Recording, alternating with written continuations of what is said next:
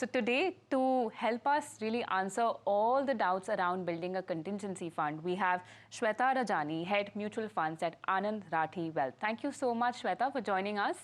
My first question to you would be that what is the right age to start building a contingency fund?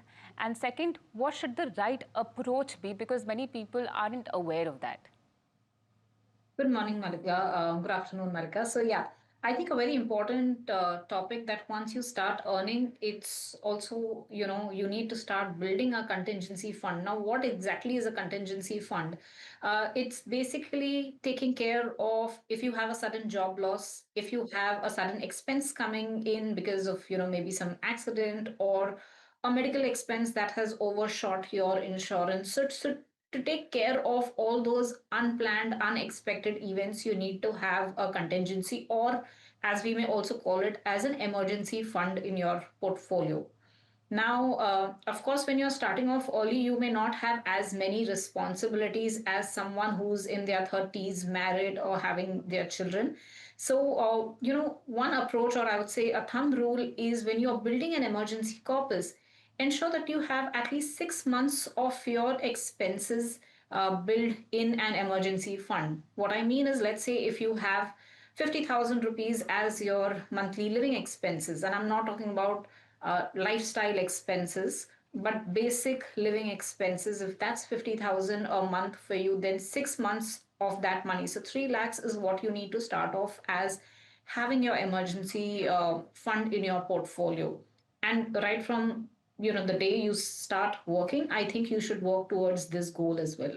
Okay, Shweta, so yesterday when I was discussing with a friend on how they built their contingency fund, a question popped in my head and it confused me because, yes, I've heard before, of course, that 6 months of your expenses should ideally be pooled into a contingency fund for your Plan B expenses.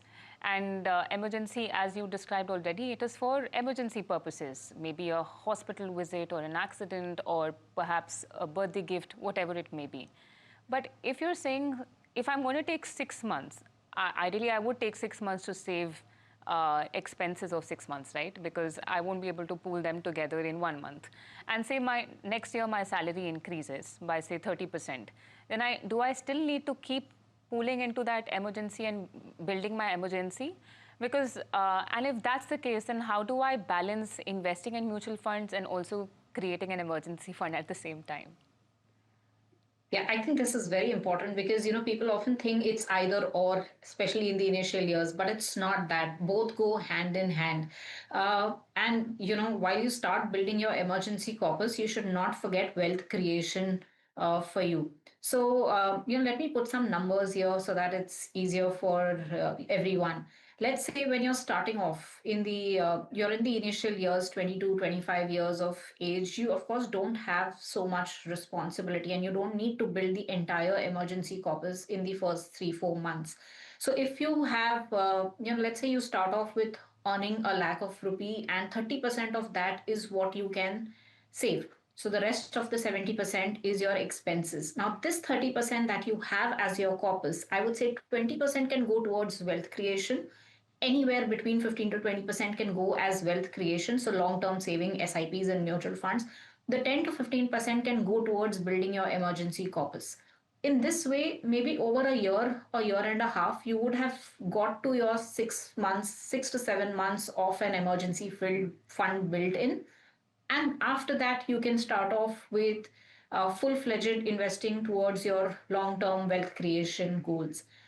Also, you mentioned about, if next year the salary increases, then should the emergency fund also increase?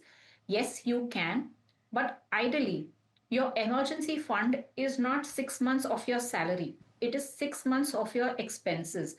So, if your expenses have not gone up in the second year, and your salary has increased, you can continue doing the same proportion of what you were doing in the first year to build your emergency corpus. And if you've reached a stage where you've got your 6 months living expenses in your emergency fund, then the entire investment can go towards your long term investing.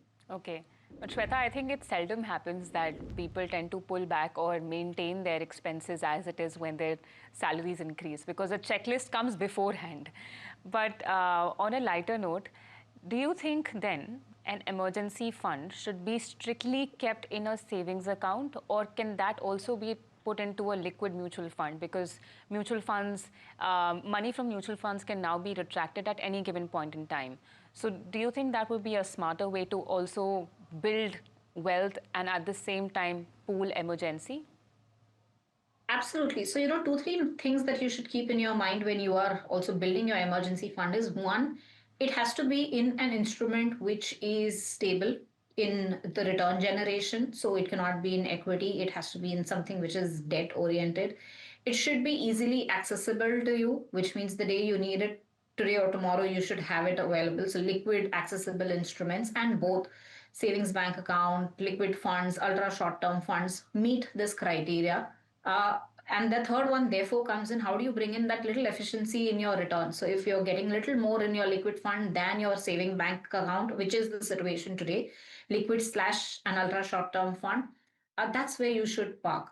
In fact, I will take one step ahead and I will say you bring in a little tax efficiency as well in your portfolio. And today you have an option of an arbitrage fund, which also is low on risk, can give you almost stable returns. So if you are in a higher tax bracket, then rather than being in a liquid fund, you can also be in an arbitrage fund. If you are in a lower tax bracket, then it doesn't make too much of a difference whether you are in liquid or arbitrage. But if you are in that 20 or 30% tax bracket, then be in an arbitrage instead of a liquid fund. Okay, then Shweta, can you explain the differences and the advantages of being in an arbitrage fund versus a liquid fund? Yeah. So liquid fund generally invests in debt instruments or commercial papers which have a maturity of around 30, anywhere between 30 to 60 days. So it's parking in short-term instruments, and that's where it becomes uh, easily accessible. They have 7 to 10 days of an exit load. Some of them don't have an exit load, so it meets that criteria because it's investing in shorter tenor papers, mostly with the highly rated papers. The return that you get is also stable, but it is considered as a debt fund, and therefore the taxation comes in as it's taxed at the marginal tax rate. So if you are in that 30% tax bracket, then the liquid fund, when you redeem, it will also be taxed at 30% for you. But it's still better than a savings fund by approximately 1.5% from a return standpoint. So compared to a savings fund, a liquid fund is better.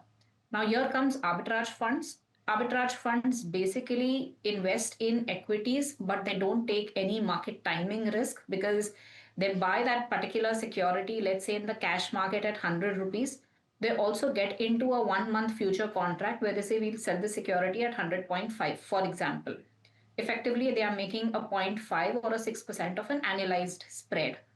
It doesn't matter after a month where that security is trading because you've already locked in your sale price. So that's in simple terms what an arbitrage fund does. It's not taking an equity market risk, and therefore it somewhere gives you a near stable return, just like a liquid fund would give you. Arbitrage funds, most of them may have a 1 month exit load, but after a month they are exit free. So here again, it's accessible. The difference comes in the taxation because it's investing in an equity instrument. The taxation is that it would be, if you've invested for less than a year, then 20% short term capital gain tax rate. If it is more than a year, then the 12.5% of the long term tax rate. So, this is where the difference comes in, where I was talking about a tax efficiency coming in also in the portfolio. Okay, so arbitrage funds are not only just tax efficient, but they also hedge against risks by the way they work, as opposed to how mutual funds work. Shweta, emergency funds are often spoken in the ambit of salaried individuals. I'd also like to ask you, what should the strategy be for somebody who does not get regular income and perhaps is involved in a business? What changes then? So your emergency fund becomes far more critical than a salaried individual because if you're a salaried individual, you may be out of job or you may be uh, away from your regular income for few months. But when it comes to non-salaried, these cycles can be longer, where you may have an extended period of your saving, your income not coming in. So, base case scenario here, instead of 6 months, I would say you should have anywhere between 12 to 15 months of your living expenses parked as an emergency fund. That's one difference from a salaried person. Second, the moment you have to dig into your emergency fund because you're either facing where you're not getting an incoming cash flow or an emergency has hit in. You need to first ensure you're paying off your debts, no EMIs, all the expenses which can be cut down, which may be not your mandatory necessary expenses, that should be cut down for a non-salaried person. This becomes very critical. Third, I think I want to also highlight here, it becomes very important that your insurances are in place. So basic insurance, life insurance, medical insurance, car insurance is in place to take care of some of those kind of an emergency needs that may come in for you. So these, I would say, are clearly three, four differentiations between a salaried person setting an emergency fund versus a non-salaried person. Thank you so much, Shweta, for explaining all those points to us. I think it is a basic and a fundamental take-home lesson that I've learned on emergency fund. Thanks so much for joining.